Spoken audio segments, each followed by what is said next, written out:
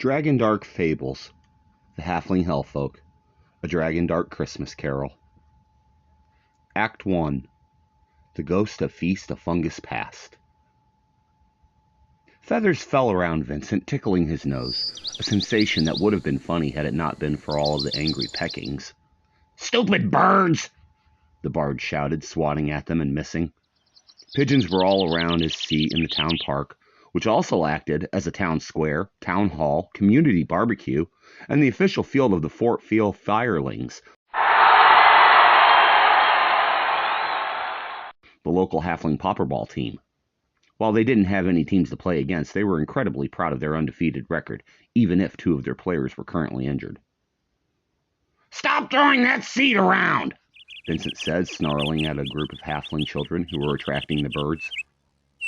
Vincent stood from the wooden bench near the fire pit and stormed off. The Riverfolk halflings weren't all that angry or irritable. Most enjoyed the adventure of life and all the experiences that came with it. They had an outlook that life was meant to be savored, like hard candy or lemonade. Vincent wasn't full Riverfolk. Eons had passed since the battle between Noron and Zet that shaped the land. The Big Fight, as the halflings called it. The deity Zet had created the wicked and sly Dark Halflings, or Hellfolk as they were commonly referred to pervert the innocence and the good of the Riverfolk halflings brought to the realm by Narantoth. Hellfolk weren't allowed in Fort Field. They caused fights, always lied, and were just mean in general. It wasn't hard to spot one. Their hair was wild, often shaved into strange and weird styles, and came in vibrant yet dark colors like purple and midnight blue. Some Hellfolk had hair that resembled the constantly changing colors of fire. These Hellfolk were said to be the closest spiritually to the evil deity Zet. Vincent was only half Hellfolk, with his mother being full Riverfolk. While he got his looks from his mother's side and had never known his father, when his mother had passed, the bard became just as mean and ill-tempered as the Hellfolk kin on his father's side. He had hoped to get his newest song written in peace and quiet, but the town banquet that would take place in the square later that evening was already attracting children. It was no place for a musician to craft his latest masterpiece. "Noisy kids! Can't let an old man like me just write in peace!" he grumbled. The children laughed and teased. A small halfling girl named Lily approached the old halfling. "Would you like to help us feed the birds?" she said, giving a friendly smile. "No! Leave me alone!" Vincent snarled and went home miserable like usual. It was a cold evening, with snowfall just starting. Every winter season, the halflings of Fort Field would celebrate the Feast of Fungus.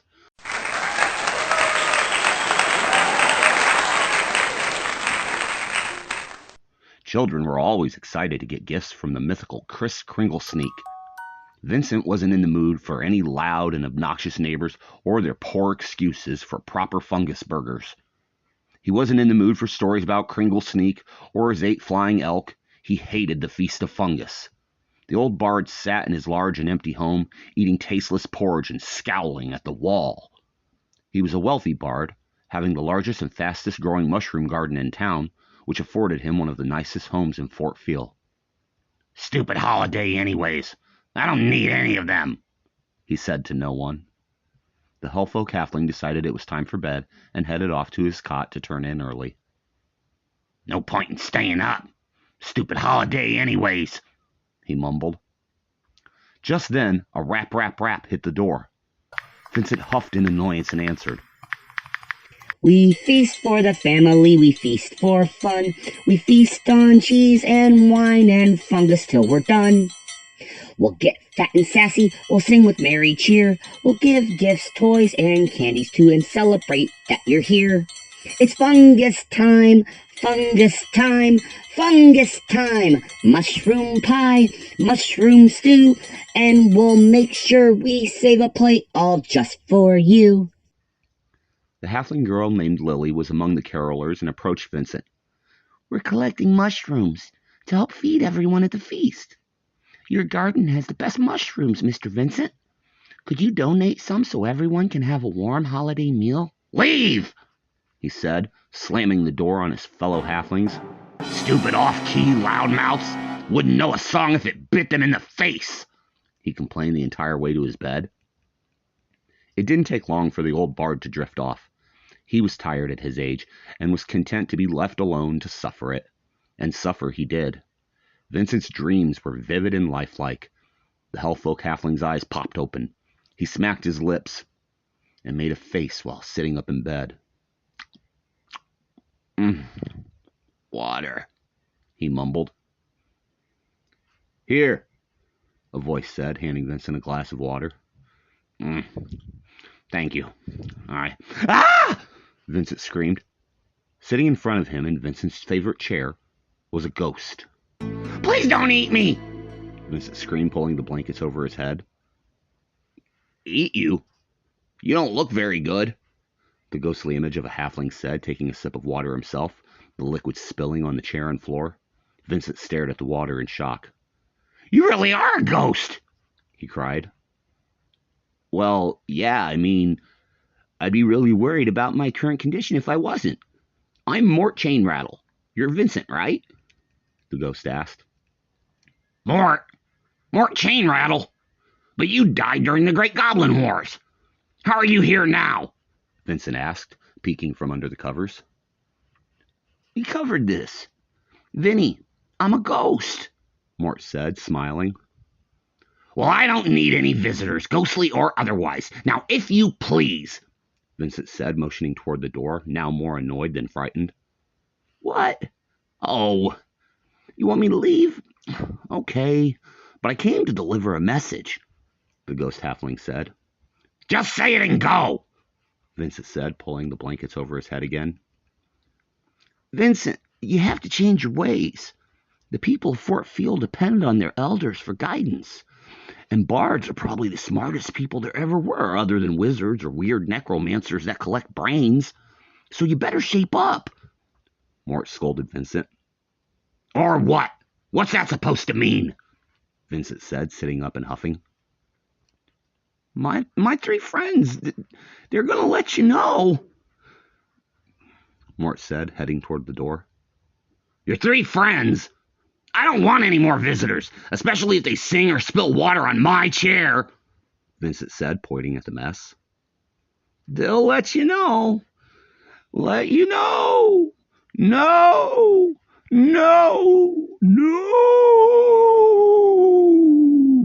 Mort said, trying his best to sound spooky.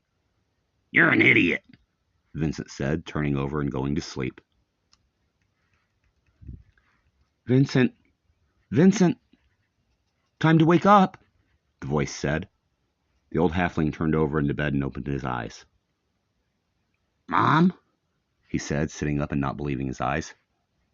Hello, son, she said. Mom, how? Why? Are you a ghost? Vincent said, his eyes shooting to the water on the chair.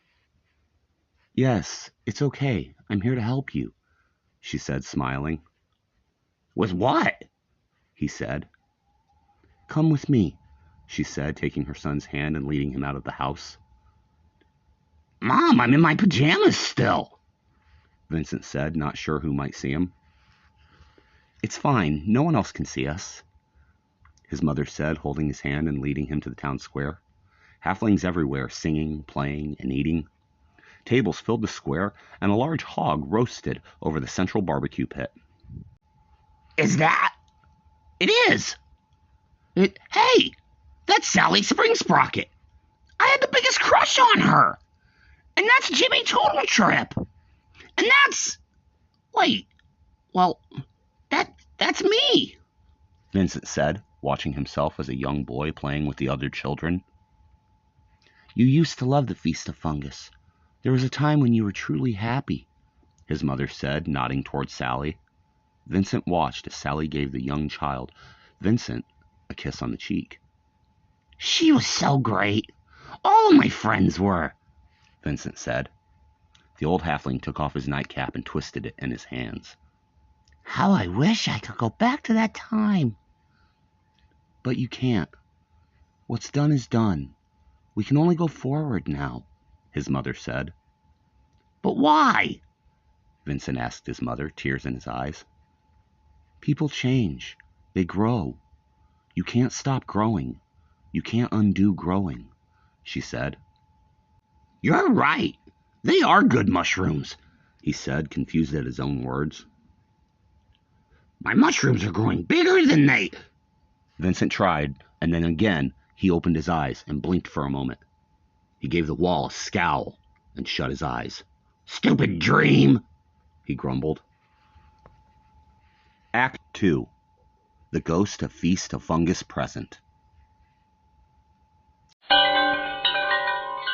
Vincent sat straight up in his bed, blinking his eyes hard.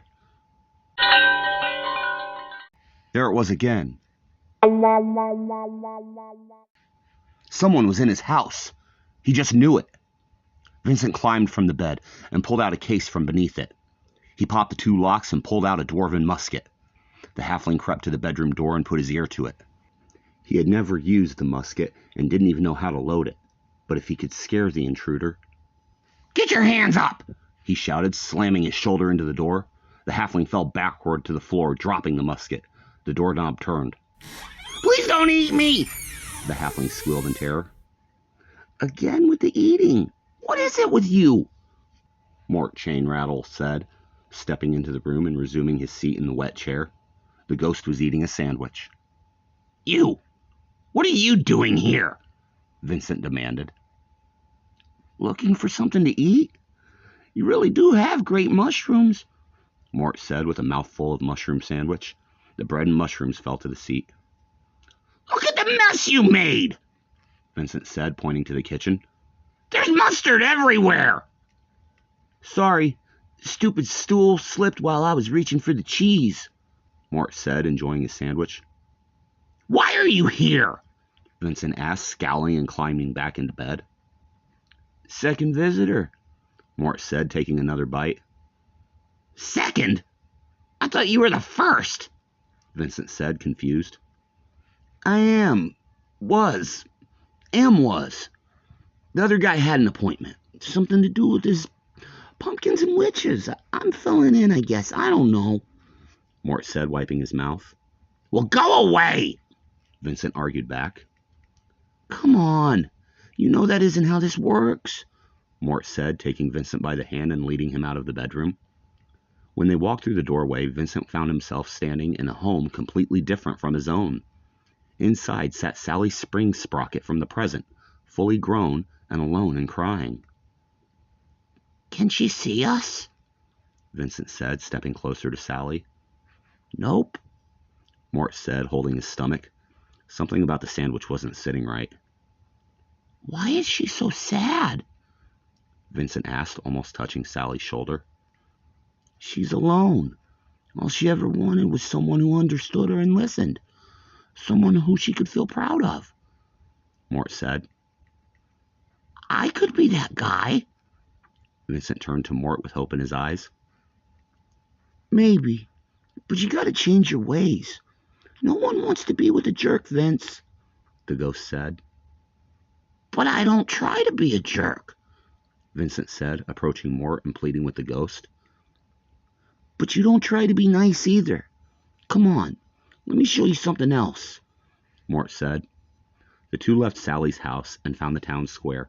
The Feast of Fungus was well underway, but not much food could be seen.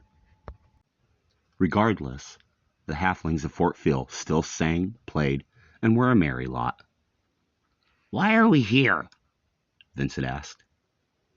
See her? Mort said, pointing at the small halfling girl, Lily, who sat all alone at a table. I remember her, yes, Vincent said. Her parents were recently lost. Rumor has it they didn't return from a fishing trip. She's been without a family for days now. That's terrible, Vincent said, looking at Lily with concern. If she doesn't find someone to take her in, who knows what will happen to her, Mort said, shrugging. I have a big house, and I'm the only one there. I could take care of her, Vincent offered. Maybe. We'll see, Mort said, turning and walking away. Is that it? I thought you said there would be 3 visitors, Vincent shouted after Mort as the ghost kept walking. Mort pointed, and Vincent followed the ghost's gesture. To his horror, a halfling zombie that looked exactly like Vincent began shuffling from across the street toward Vincent. Act 3. The Ghost of Feast of Fungus Future. Vincent ran as fast as his old legs would carry him. Holding his nightcap on as best as he could, he rounded the corner of a building a few blocks from the town square and waited, catching his breath. He peeked around the corner again. "Ah!" he screamed. "Grrr!" The zombie version of himself moaned and reached for him. Vincent shoved the zombie away and ran. His house was just ahead. The zombie growled and gave a chase, catching up to Vincent quickly. "Help!" Vincent said, jumping onto the porch and throwing open the front door of his house. The zombie halfling bounded up the steps after him. Vincent ran through the messy kitchen and into the bedroom, diving into the bed under the covers. The zombie chased him into the room, jumping up onto the bed. "Please don't eat me! Please don't eat me! I'll change! I'll change!" Vincent yelled. The zombie grabbed Vincent by the face and brought his mouth down to feed. "I'll change! I'll change!" he yelled. "Please don't eat me!" Vincent yelled, stuck between the mattresses of his bed. The halfling's eyes popped open. He was alone. He looked around his bedroom. The chair was dry. "It's not too late," he said to himself. "It's not too late!" he shouted in glee. The old Hellfolk halfling jumped from the bed and rushed out of the room and to the kitchen. He found 2 burlap sacks and ran out the back door. Within moments, he burst back into the kitchen with 2 full burlap sacks. The halfling left his house, running down the street. "Happy Feast of Fungus Day!" he shouted, waving happily at strangers. He ran straight for Sally Spring Sprocket's house, rapping on the door. "Just a moment," came her voice. The door opened and Vince stood in silence. Sally stood in silence. "Hi," Vincent said, giving her a grin. "Vincent, is that you? I haven't seen you in years," Sally said, smiling and hugging Vincent's neck. "Come on! We're going to miss the feast!" he said, taking her hand and tugging her out of the door. Vincent and Sally made their way to the town square. Lily sat alone. The old halfling slowly approached her table, setting the 2 burlap sacks on it, with Sally following him. "Hi there," he said, giving her a friendly smile. "Hi," she said, looking up with tears in her eyes. "What's wrong?" Vincent asked. "I'm all alone," she said, wiping her eyes and trying her best to give a smile. "Not anymore, you're not," Vincent said, sitting down at the table across from her. Sally sat next to him. The 3 halflings dumped the mushroom contents of the burlap sacks onto the table and began to pick out the bad ones.